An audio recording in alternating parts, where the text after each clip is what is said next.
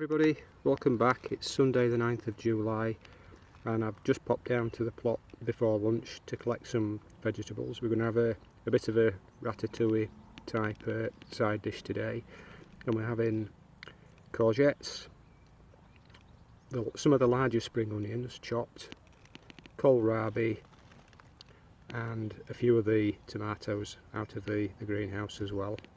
And as you can see, the kohlrabi has come on in leaps and bounds over this last week or so. From being golf ball size, they're nearly all now tennis ball size. There's a beautiful purple one there, and another one, quite a large one actually, just around the corner. So I'm going to take a couple of these. So I'll get on with that now, and then I'll show you them when they've been pulled. Here they are, one green and one purple. It's been a really good season so far for kohlrabi.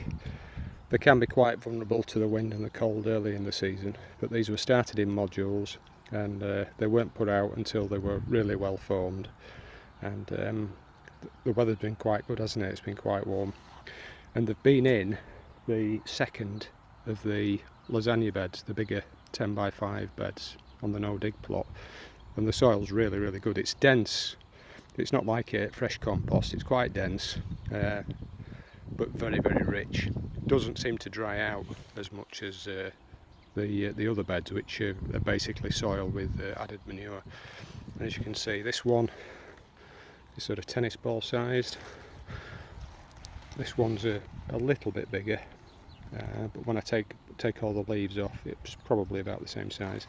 And the purple ones, they don't tend to germinate quite so well. You don't get as many plants germinate, but they seem to be more vigorous in the growth. If you look at the width of the leaves, the fronds if you will, on that one, and then if you look at that one, they both taste pretty much the same, but they're really nice. They're easy to prepare, taste lovely, taste like a nice water chestnut. I highly recommend growing them if you can. You don't need a massive space. And I just actually planted out the second wave of kohlrabi on the third allotment yesterday afternoon. I'll show you those now, so you can see at what stage they are when they've been planted out. They've been in the cold frame for about a week, so we'll have a look at those. And here we are on the third allotment. It's the side of the large allotment with the three 20-foot by 9-foot beds, and this is where I had some purple top Milan earlier in the season. I had the overwintering onions in the middle there. So yesterday I turned this soil over, cleared it out, added some fertiliser, organic 6X. I did the same to the left of the plank as well, and I'm going to put some more purple top Milan over there. But these are the kohlrabi. They went in yesterday, and they were probably in the cold frame a little bit longer than they needed to be, because it's been quite hot. But they were well watered yesterday, and as you can see, the ground's still wet. But this is the sort of size that they were when they were planted out. Some of them have actually got little bulbs, kohlrabi bulbs, starting to form at the bottom. But hopefully they'll grow on okay. But they wouldn't have lasted 2 minutes without the netting.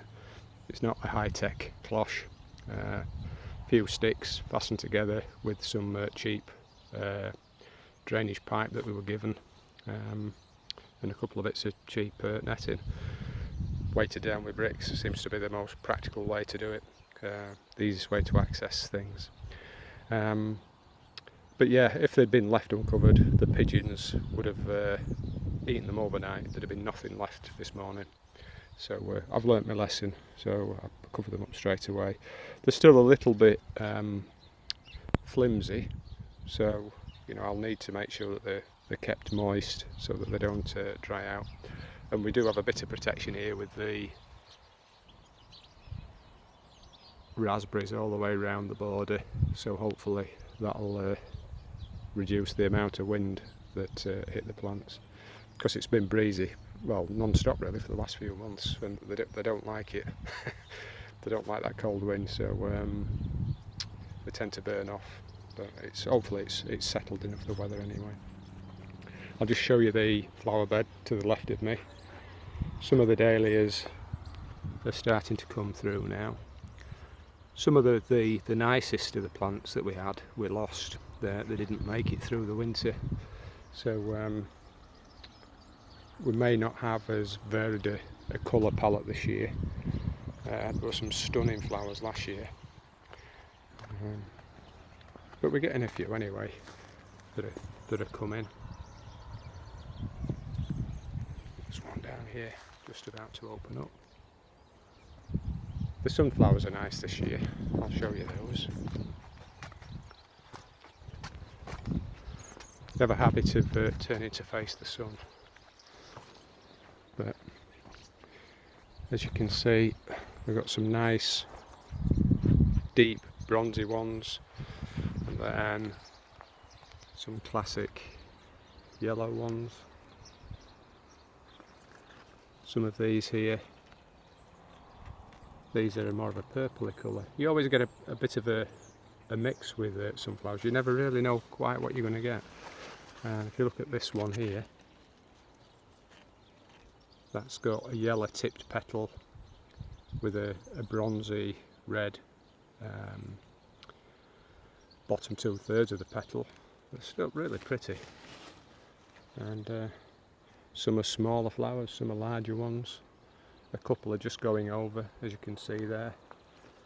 But we tend to leave them on because the birds love the seeds. So they're looking really nice. Gladioli have not come out yet, but the Peniston little foxglove type flower, that's looking quite nice. That'll be going over soon though as well. That's the only problem with flower beds, you tend to lose whole swathes of your flowers when they go over. But for the time being, they do look nice. It's nice to take the time sometimes just to savour the flowers and the plants. That's one of the nice things about doing the YouTube updates. It does give you time to reflect on what you're doing, and you know, to look at things from a different perspective sometimes. And of course it does make a nice video diary. You can look back through the season. When you come to the winter and everything's a little bit grim and a bit bleak, it's nice to look back just to remind yourself, you know, what sort of potential there is in your garden or your allotment. And it gives you food for thought as well. You can think about how you might do things differently. But we've been blessed by the weather, haven't we? And I mean, look at the rhubarb. I don't know how many. I stopped keeping track of how much we've taken off. We must have taken about 40, I don't know, maybe more, 40 kilos or so, and it's still romping away. Most rhubarb has a dormancy period in the sort of mid to late summer. It sort of stops growing, but this just seems to keep going. But we'll probably take another major pick and then we'll probably leave it then, just so that the goodness in the stalks goes back into the crowns. And you can only put so much in your freezer, and we need to buy another one because we're having too much now to freeze. Best not forget the lavender away because that looks nice as well. Put this in last year and the bees love it. 5 plants here in front of the large greenhouse. Nice to sit with a cup of tea when you have a break just here. Catch the breeze and just relax. Still Sunday afternoon on the 9th of July. It's been a baking hot day. Church bells are ringing in the background. Ice cream vans just passed by. And it's all quiet here on the allotment. It is now. I've cut the grass. I'm on the no dig plot, and we just take a look round. It's starting to look something like now. Cut the grass and edged it, and also been round with a spade round the edge and dug back the border, weeded all the border as well, And as you can see, the squash and the pumpkin, they're doing their job. They're covering the border quite well now. It's not completely covered, but another month or so and I think it will be. There'll not be much soil showing. And we've got fruit as well, tiny squashes here and there. Sunflowers look lovely.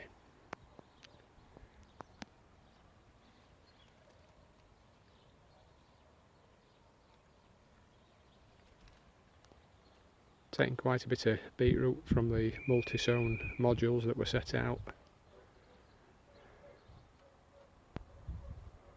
You can see the beans have come back, the ones that were damaged by the wind and the rain. Although I did plant some more beans in between, they're coming through as well. So we should get some beans off them. And sunflowers up there are looking nice as well at the side of the stable. So that's the no dig plot, looking ship shape and Bristol fashion again. And about time. It had started to look a right old mess. But I can forget about it now for a week or so. Next job, weeding. See you later. Hi again. Well, you finish work an hour early and you think you might get a bit of weeding done, and it turns out you're going to have to do some peopling, because they go from being almost ready to ready with a few sort of starting to go over. So you have to pick, and I'm going to be podding as well this evening, probably for an hour or so. So I'm going to have to get on with it. I'll catch you later. Hiya, it's Wednesday the 12th in the evening. I've just come down to water and decided to take a few carrots, and this is the fella that polishes off all the little carrots, and I've got one here for him. He's already had about half a dozen. Don't want to spoil him, but he does like his carrots, and he likes carrot tops as well. And his owner says it's alright, in case you wondered. Got a few more tops down here, and one little carrot. Here we go then.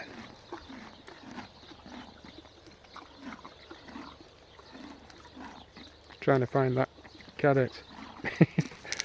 That's him. Go on, pull it. That's it. Throw his tops over. There we go. Wait. Right, so that's got rid of the tiddler carrots. We'll go and have a look at the bed and we'll see what I've pulled up. And these are the Chanteray red cord carrots. They're a wedge shape, and they're not a bad size actually. If you look against my hand, that's quite a nice one. Well worth the effort. And these came out of, if I turn around, you have to excuse the sun, it's very, very bright. These came out of the first 10 by 5 raised bed on the no dig allotment, and I've got some Chanteray red cord number 2, I think they are, at the top, and down at the bottom here these were done a few weeks after. I think these might be something like Artemis, something like that, or Anantes. But I've just thinned the big ones out of the top half of the bed, and they didn't appear to have germinated particularly well at the start of the season, but they've come on in leaps and bounds. And as I say, this is the lasagna bed, and if you look back to the upload, I think it was at the start of January, you'll see what went into this bed. And then later in spring, when I did a reveal of the bed, I took the black plastic off. You got to see what condition it was in, and it's still in great condition. It's dense but crumbly, and the carrots just love it. And I've never grown carrots like this before. Normally they're all like the ones that I've just fed to the horse, the little spindly, forked, and they come out so easily as well, because we've had a little bit of rain. It's warmed up now this evening, but I call that a result. Well, that's it for this update. Most of this update's been looking at things that we've taken off the no dig allotment. and we've had a mixed week, a bit of rain and a bit of sun, but everything's really benefited from it. The onions are growing on the next allotment as well, so as I say, it's been a productive week. Thanks for watching, and I hope to see you again soon. Take care.